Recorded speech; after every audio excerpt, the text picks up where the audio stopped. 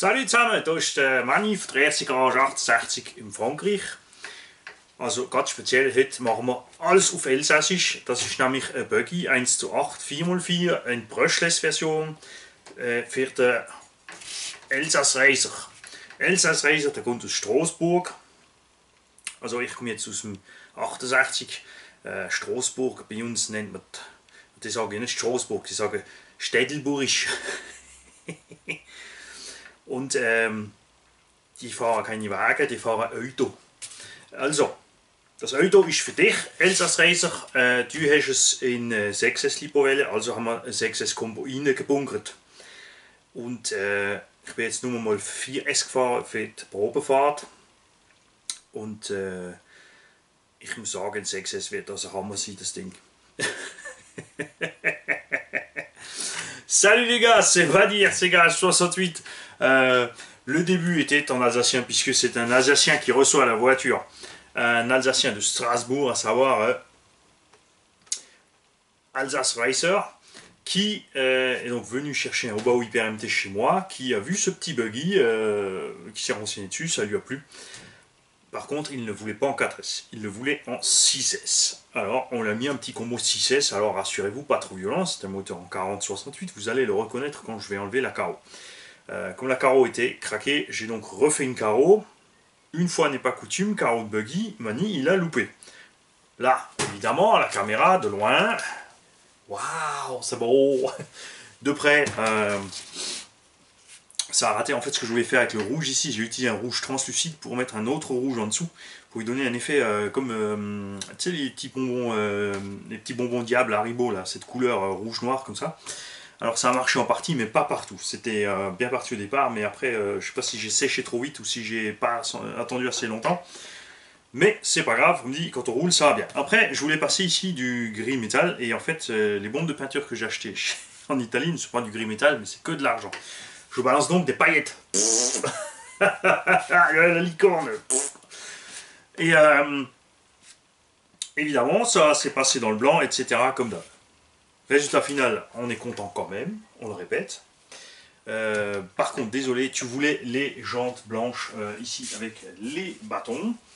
Et celle-ci ne se monte définitivement qu'avec les élargisseurs. Par contre, c'est vrai qu'à rouler avec les élargisseurs, j'ai essayé, on n'est pas super à l'aise au niveau du travail des suspensions.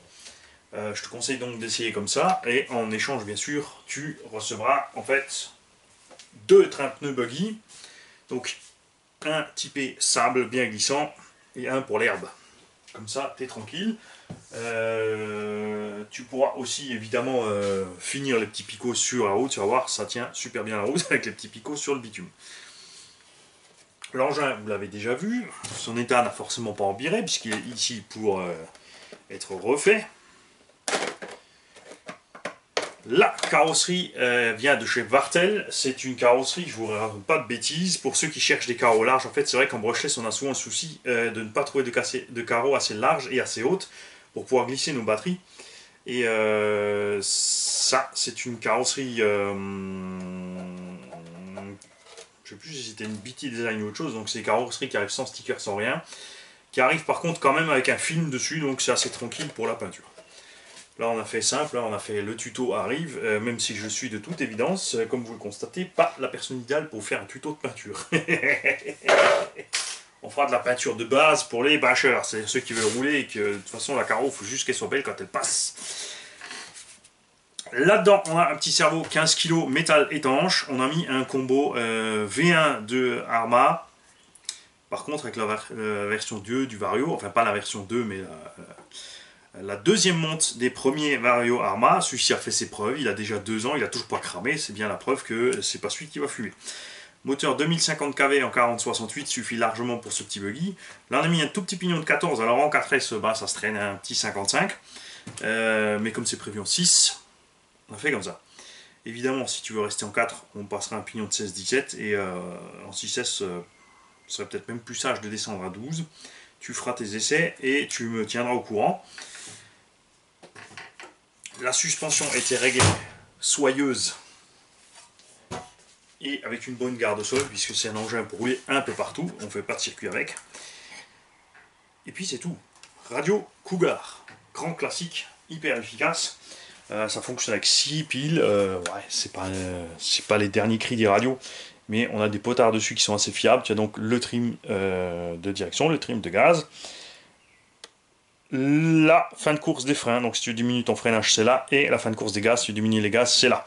Ce qui fait que si, même mon 4S, tu mets au minimum, ce sera peut-être un petit 20 à l'heure. Donc si le fiston il a envie de rouler, ou ta chérie, il n'y a pas de souci, il ne risque rien. Ça, c'est le débattement de la direction. Si celui-ci est à fond, ce machin tourne dans un rayon de 30 cm. Il a un rayon de braquage phénoménal. Je te conseille de diminuer un peu pour rouler. Au début, le temps de prendre l'habitude, parce que c'est sûr, si tu vas à fond, surtout dans les surfaces glissantes, tu vas te faire peur tellement ça tourne ce machin. Et non, je ne filmerai pas d'essai, puisque l'engin a été complètement nettoyé. Il est tout propre, graissé, huilé, tout fonctionne, les roulements, etc. On a évidemment les petits jeux dans les biellettes, tout ça. Mais la carreau est neuve et j'ai pas envie de flinguer la carreau. Voilà. Tu feras aussi, je te le conseille pour l'été, en fait, des aérations dans cette carreau. Les carreaux de buggy, il n'y a pas grand chose d'air qui rentre et encore moins qui sort, surtout quand le vario est comme ça placé en haut. Je te conseille donc c'est de faire une petite rangée de trous ici. 6 à 8 trous de diamètre, tu feras ce que tu veux pour pas trop fragiliser la carreau. Et des ouvertures sur le côté ou sur l'arrière pour que l'air qui rentre puisse aussi sortir. C'est ce courant d'air qui va permettre en fait au variateur de rester bien tranquillou. Tu pourrais aussi évidemment faire quelques perçages au-dessus pour qu'il puisse le ventilo puisse bien prendre l'air. Mais c'est peut-être pas judicieux parce que tout ce qui va tomber dessus va aussi tomber direct dans le ventilo du coup. C'est pour ça que nous on préfère en général mettre quelques perforations ici. Alors si tu fais du 10 mm, t'en fais 3 ou 4, ça ira très bien, t'en feras aussi à l'arrière, le courant d'air sortira l'air de toute façon de la machine, il n'y a pas de souci. Et s'il y a quoi que ce soit, de toute façon, on n'est pas loin l'un de l'autre, tu viens me voir, tu m'appelles. Et voilà.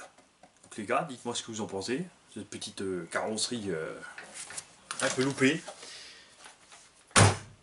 Et peut-être que Elsace Racer nous fera aussi quelques vidéos qu'on pourra diffuser avec grand plaisir sur la chaîne. Parce que moi, ce que j'aime bien, les gars, quand vous achetez des bagnoles occasion ici, c'est avoir des nouvelles de mes voitures.